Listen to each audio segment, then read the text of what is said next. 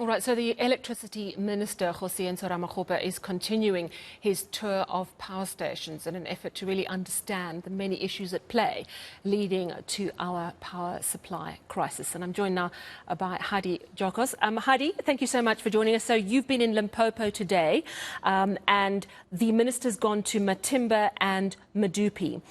Of interest, though, is this issue of what he's saying about corruption. Because last week you and I had a chat where he seemed to be focusing more on the engineering side of things, and it seemed that he was almost downplaying the very detrimental role corruption is having on the ability of these power stations to perform well. Today, would you say he changed his tune?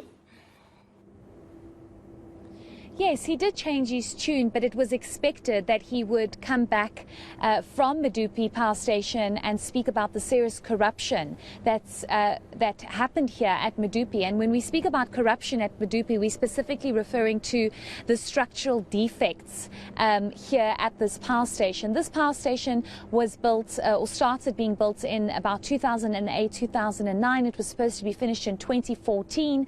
We are in 2023 and it's still not complete. It's a very similar story as Kusile power station. It's one of the newest power stations, Medupi and Kusile, both very new, and you have a situation where they are giving Eskom the biggest challenges and the biggest problems because of the structural defects. They were built by those who possibly were involved in serious corrupt activities. The material that is being used is not suitable for this particular power station.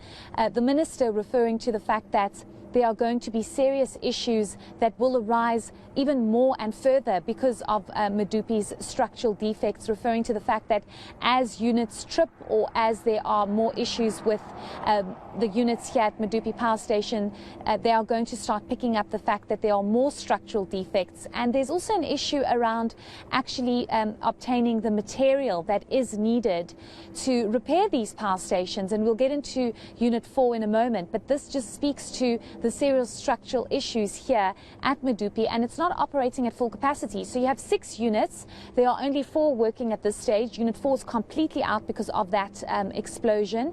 And then you have unit number 6 that is only expected to come up in a couple of days because it also has some serious issues and it's not able to operate at full capacity. Whereas the other units here at Medupi are operating at full capacity. Unit 1 is almost at 90% capacity. And this just shows you how they're trying to ramp up the various units that are working. I'm just going to move out of shots and just ask Teddy to just show you how this is a new power station, Sally. It was supposed to be completed in 2014. That's very new. It's a baby if you compare it to our other coal-fired power stations, but it's giving Eskom the biggest headache because of its structural defects. And the minister's saying, which I think is very concerning, that it's probably only going to get worse. Let's listen to what the minister had to say about those corrupt elements that are now coming out because of the structural defects at Medupi.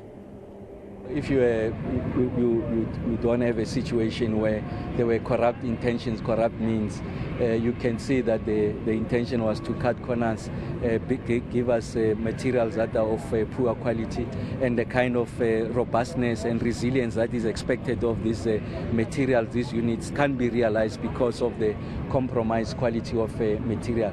And all of that is now coming out of the wash. 6 years into the life of a very young plant, you are beginning to see these defects. And management tells us once the unit fails, it is only then that they are beginning to see the compromised quality of these materials. And we can see that the country and the economy is paying a heavy penalty for that.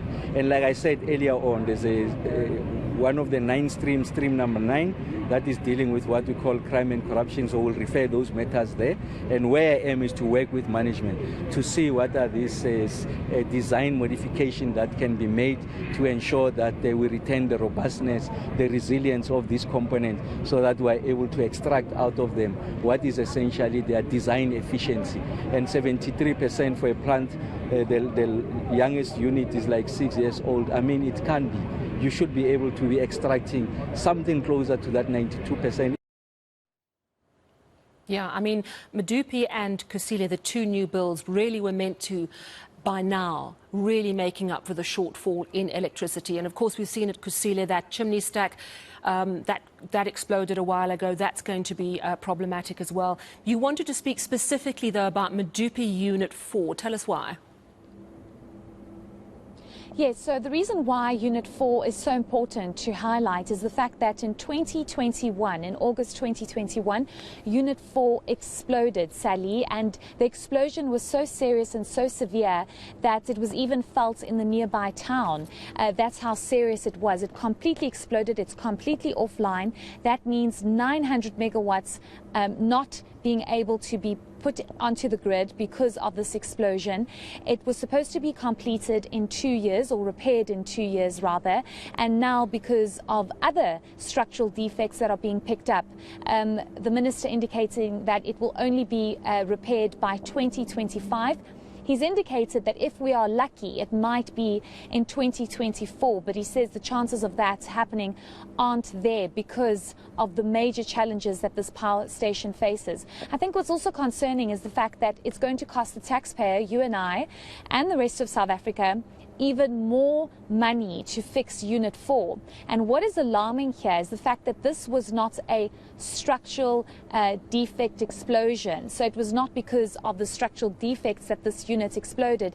It was a human error. And it has to do with the fact that because of the structural defects that this power station faces, it's very difficult for those working here to function this power station. And this is why you're seeing these kinds of explosions. You mentioned Kusile having a very similar issue where the whole duct fell off of the chimney, and now there's basically only one unit operating at Kusile power station. So these structural defects are now coming out and really exposing the power stations and how they are supposed to be functioning, but they are not functioning. It's going to cost a lot more. It's only going to be up and running in 2025, which means less megawatts on the grid.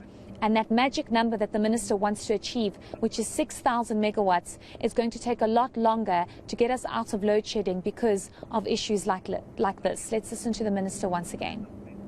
Medupi is in the category of Kusile in terms of age, and we know that there are 6 units here in Medupi, and the total megawatt production is about 4,300 megawatts. And we know that in August of 2021, Unit 4 has been out, and I think what has been the big worry for me is that the inordinate amount of time it takes for us to return a unit back into service. Although it was a major failure, I don't think it should explain why we are 15 months into a planning exercise. And through our engagement with management, we were able to generate options of returning the unit much quicker, because that's about 720 megawatts that we are short of that can be returned into operation. And we also know that there's Unit 6 that has been out, and I'm advised that they will have that 720 megawatts in the next 2 days. It will be fired. But also the worry there is that it has been out since December of last year. So what is the point I'm making? The point I'm making is that there are 2 permutations with regards to Unit 4. It gone out August of 2021.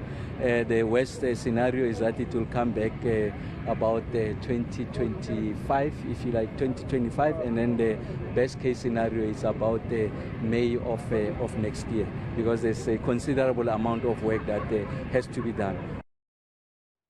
All right. Well, thank you so much for bringing us up to speed on that, Heidi, as the Electricity Minister continues his tour of power stations. That's our reporter, Heidi Giokos, coming to us from Limpopo today.